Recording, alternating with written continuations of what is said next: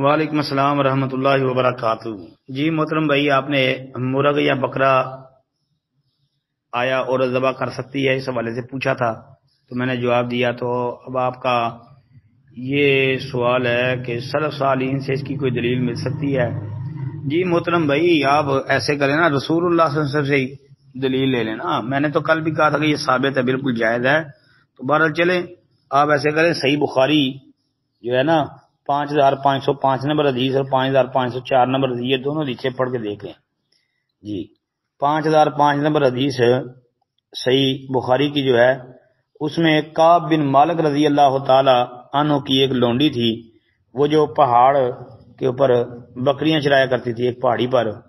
تو ریوڑ میں سے ایک بکری مرنے لگی تو اس نے اسے مرنے سے پہلے پتھر سے ذبح کر دیا۔ پھر نبی کریم صلی اللہ علیہ وآلہ وسلم سے اس کے متعلق پوچھا گیا تو نبی علیہ الصلوۃ والسلام نے فرمایا اسے کھا لو۔ مطلب پتہ چلا کہ عورت نے ذبح کیا ہے تو اللہ کے رسول نے کھانے کی اجازت دے دی، مرنے سے پہلے ذبح کر لیا۔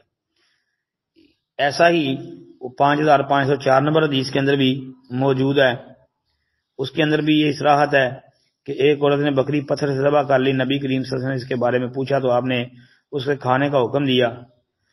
تو بھائی بات یہ ہے کہ عورت کا ذبیحہ بالکل جائز اور درست ہے۔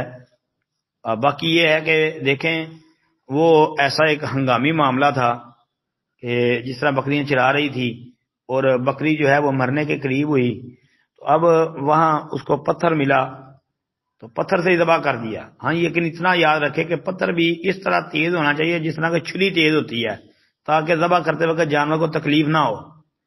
تو بہرحال جو آپ کا سوال ہے اس کے مطابق یہ دلیل بڑی واضح اور صریح ہے کہ عورت کا ذبیحہ بالکل جائز اور درست ہے۔